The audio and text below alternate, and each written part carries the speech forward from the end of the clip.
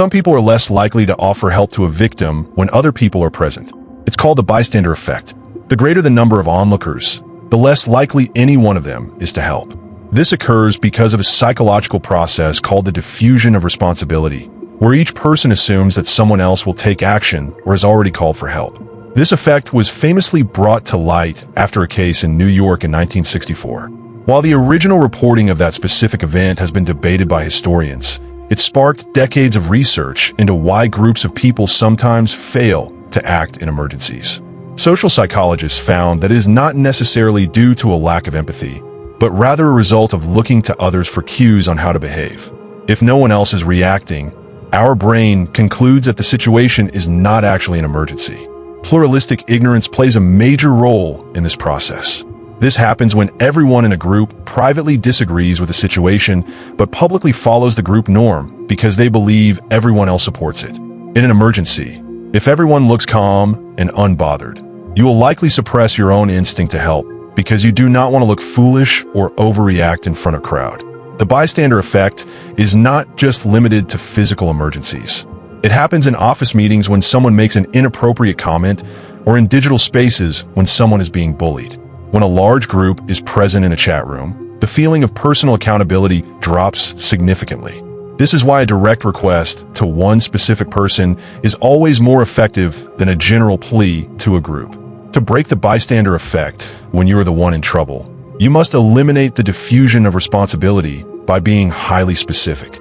Instead of shouting for help to a crowd, you should point at one individual and give them a direct command. By saying, "You in the red shirt, call an ambulance," you place the full weight of responsibility onto that person. Once one person steps forward to help, the social pressure shifts, and others are much more likely to join in because the group norm has changed from passive watching to active assistance. In the digital world, the bystander effect is often seen in large group chats or social media platforms. When a person posts a general request for a favor or a piece of information to a group of 100 people, they often receive very few responses. Each member of the group feels that their personal contribution is not necessary because 99 other people could do it.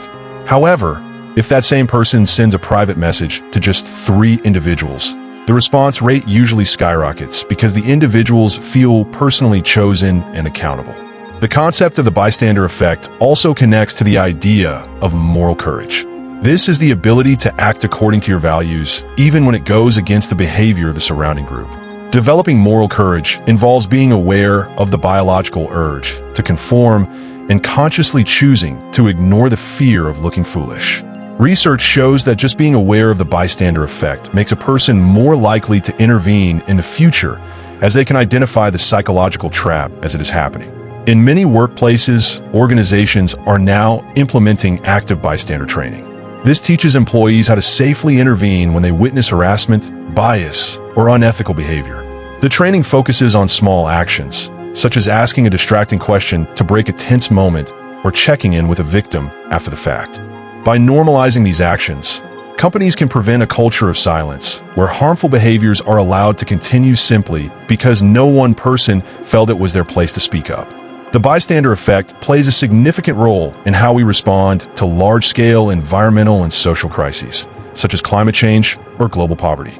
When a problem is so massive that it affects millions of people, the individual sense of responsibility is often diluted to almost zero. People may feel that their own small actions, like recycling a plastic bottle or donating a few dollars, are meaningless because there are billions of other people who could be doing the same. This leads to a state of collective inaction where everyone waits for a higher authority or a larger group to take the first step. This is often called the tragedy of the commons in social psychology. It describes a situation where individuals act independently according to their own self-interest, even when it is clear that their collective behavior will eventually deplete a shared resource for everyone. Because the negative consequences are spread out over a long period of time and affect a vast number of people, the brain does not register the same level of urgency as it would in a one-on-one emergency.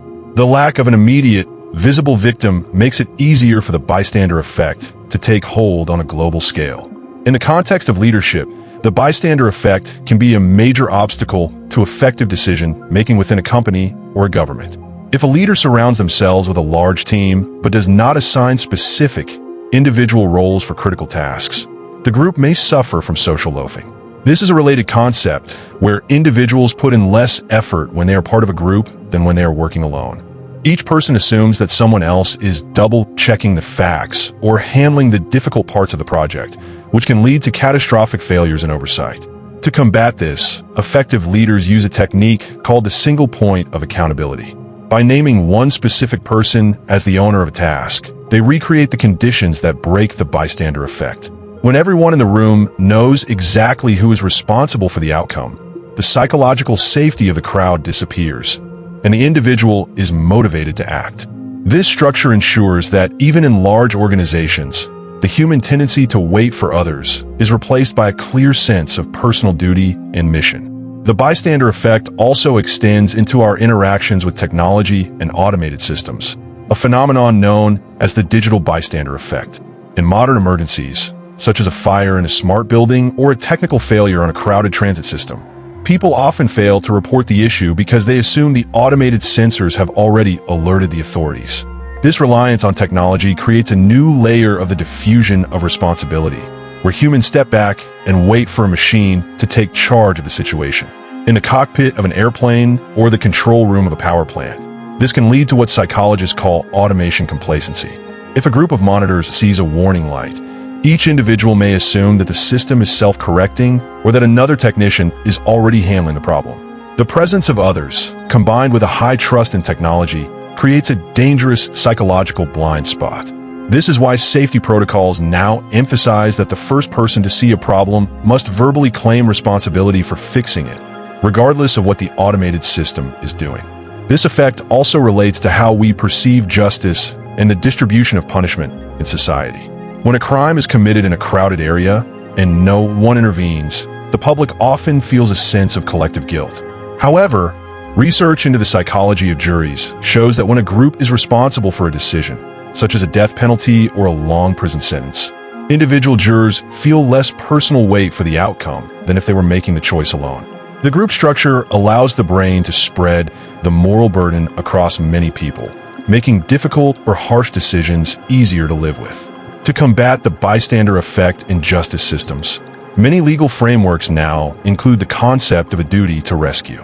In some parts of the world, it is a legal requirement for a person to provide reasonable assistance to someone in investigative or physical danger, provided they can do so without harming themselves. By turning a moral choice into a legal obligation, the state attempts to override the natural biological urge to remain a passive observer. This creates a clear, individual rule that forces a person to step out of the crowd and take action. The bystander effect is especially powerful in large cities, a phenomenon often called urban apathy. When you're surrounded by thousands of strangers, the feeling of anonymity increases, which further dilutes your sense of personal responsibility. In a small town, you're likely to be recognized, so the social cost of not helping is much higher. In a city, you are just another face in the crowd, which allows the brain to justify staying silent because no one knows who you are or will hold you accountable for walking away. Environmental psychology suggests that the sheer volume of sensory input in a city also contributes to this.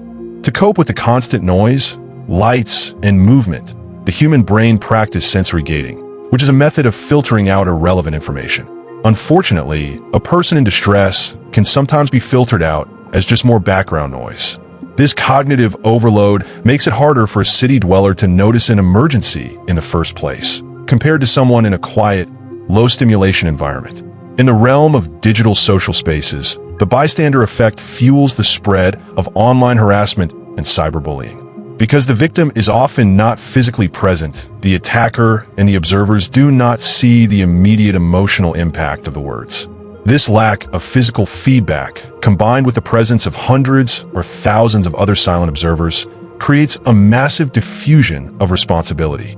Most people see a harmful comment and think that because no one else is reporting it, they do not need to either.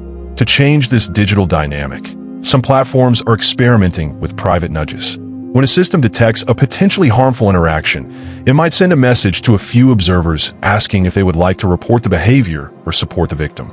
By pulling these individuals out of the anonymous crowd and giving them a direct, private choice, the platform breaks the bystander effect. This shifts the digital environment from one of passive watching to one of active community moderation, where the weight of responsibility is felt by the individual once again.